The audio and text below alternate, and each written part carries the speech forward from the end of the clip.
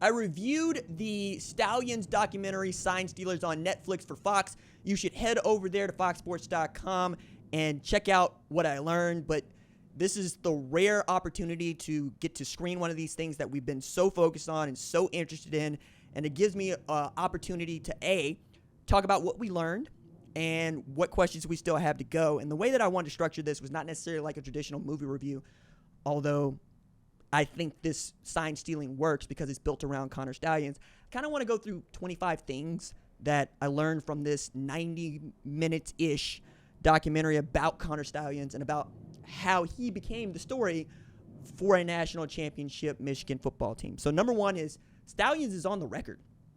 That was really difficult to do for any journalist anywhere at any time for the past 8 months. It's been really hard to get that man to talk to you about much of anything. And there's reason for that. He went into hiding, and he was making this documentary.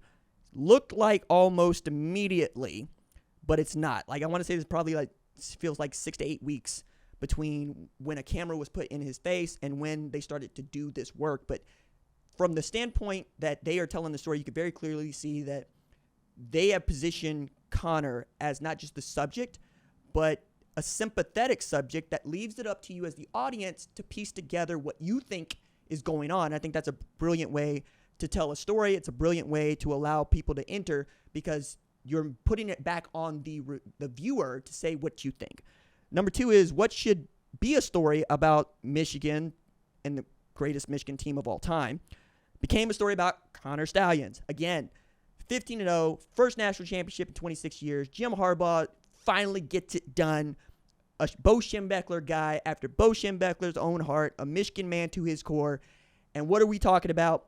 We're talking about sign stealing. Even after they were outed and caught, we're talking about sign stealing. Number three is Kelly Stalions, Connor's mom, had one amazing quote, which is, "We are crazed Michigan fans." As a matter of fact, I remember reading a tweet that she posted last year, which was, "Breathe if you hate Ohio State." And this is significant to me because I've always felt that Ohio State fans hate Michigan a little bit more than Michigan hates Ohio State. In this case, that's just not true. The Stallions are 100% hating Ohio State all the time. Full time, all the time, nonstop. That's who they are. And that informs what you should know about Connor Stalions and how he grew up. Because there's home video, that's number 4, of Connor crying at the 1997 national title as a child. Like, it's on television. And he's in tears because they won. He dressed as Bo Schembechler for Halloween. He knows Bo Schembechler's the team speech by heart even now. Wild. And then number 5 on the list, 15 of the top 20 coaches of all time on a list that he had read had one thing in common according to Stalions. They all served in the military, and that was the reason that he applied to the Naval Academy. And I'm going to stop down here for just a second and say, I applied to the Naval Academy. I got my appointment to apply to the Naval Academy. You do not it is really difficult to get into the Naval Academy, so you don't accidentally get into the Naval Academy, and they don't accidentally let you in. And if you're going there, it is to be an officer. You will come out an officer.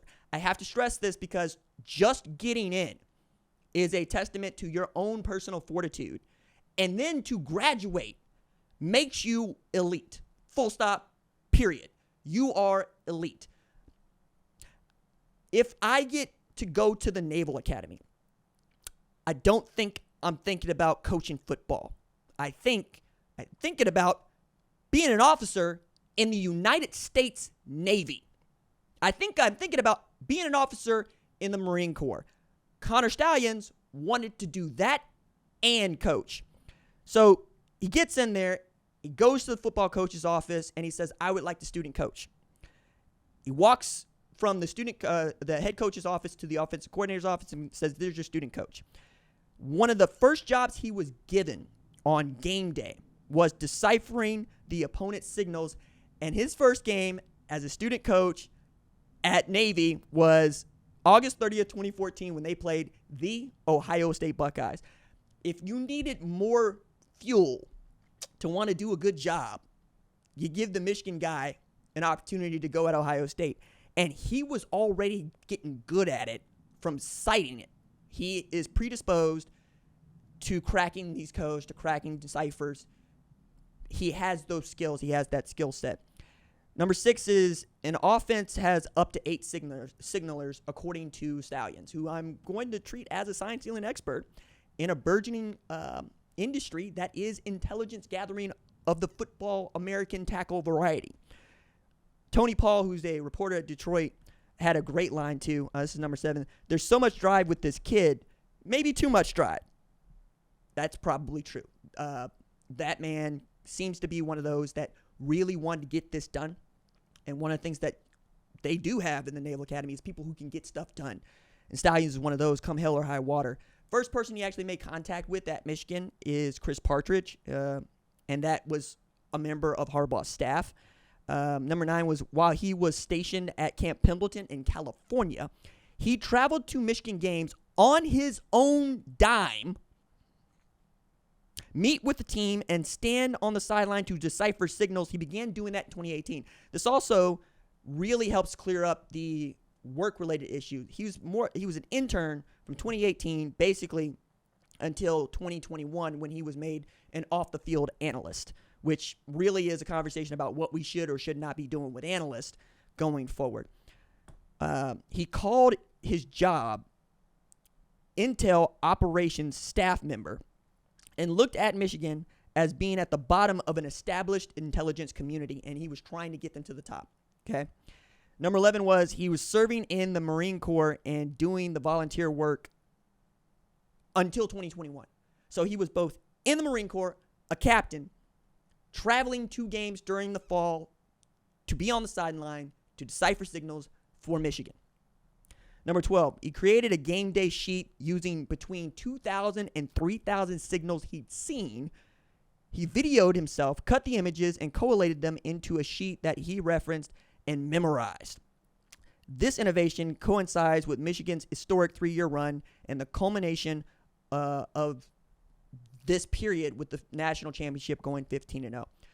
What I find interesting about this is the way that Stalions sees himself is not as a person who is simply stealing signs, but as a person who learned to collate them and be able to call on them in real time for real-time situations. There's that famous video of Michigan fans pointing up when they know Michigan team pointing up when they know Ohio State's going to pass in 2022. It also is known that at the Texas Christian game, he had a play sheet that basically had 75 signals on it for Texas Christian. That's the playbook right there. He had it. The next one on this list is Harbaugh gave him the game ball for Michigan's 2022 win against Iowa. Wow. And he's got that game ball in his bedroom, and it's got his name on it, and he remembers what Harbaugh said to him, which is don't get the big head. I find that fascinating. His manifesto is less a manifesto and more of thousands of pages of what he believes to be a competitive advantage, everything from scouting to signals, all of it. He believes that this is proprietary information that everybody else would want from him. 15 is they use my voice at 3157. Okay. Number 16, I've never advanced scouted. Oh, excuse me. This is a quote from Stalions. I've never advanced scouted. I obtain signals the same way every other team does. What sets me apart is the way in which I organize the information and process it on game day. Okay. Number 17, his attorney, Brad Beckworth, who opens up in this documentary by saying, I hate the NCAA, alleged that Michigan leaked Stalions' resignation as being fired only after Stalions informed the university in writing that he had resigned. So even more trying to dump on him than they needed to. Dave Portnoy also just awesome in this documentary. I think he comes off the best because he's the guy that everybody, he's straight up. He is telling you, yes, we cheated. Yes, I don't care. I love everything about this. His shirt, manifesto, it's great. As a character in this, Dave Portnoy winning.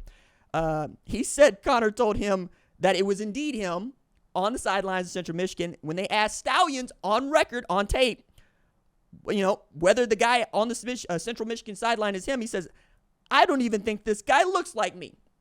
And he does not keep a straight face. He's even smirking at the end of that.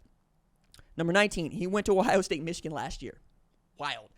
Not supposed to be near the team, really, and, frankly, 110,000 people, which won Connor Stalions, but he did go up to Mike Barrett, and he did say good game, and Mike Barrett did recognize him. Phenomenal moment in this documentary. Number 20 is he claims he bought tickets to so many games because he likes watching college football. So really the thing that I think people have the hardest time believing, myself included, is that Connor Stalions bought so many tickets to so many other games because he liked football. And these tickets were all very good seating along the 50-yard line and not cheap. So that leads to one question I have that doesn't get answered, which is who else went to these games? Well, an outside law firm had documents of games scouted and people being paid to scout them and gave it to the NCAA.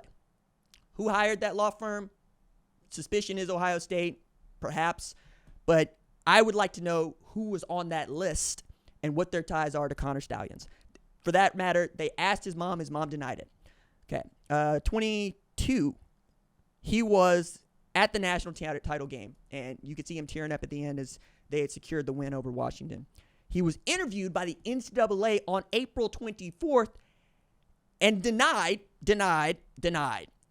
Fascinating video, and you can tell that the NCAA really, really wants to get to the bottom of this, but you also know the NCAA does not like being lied to. We'll see how this all plays out because we don't know what's in the notice of allegations. We only know that Michigan has them. Really fascinated to see what the punishment that the NCAA wants to see and what they actually end up with at the end of this. He says, and this is the big one for me, I don't regret a thing, and I would do the same thing over again. There is no act of contrition. He will not say that he was wrong or doesn't see anything he did as wrong. He says, what I did, I would do again. And that is where the rest of the country is probably going to combust.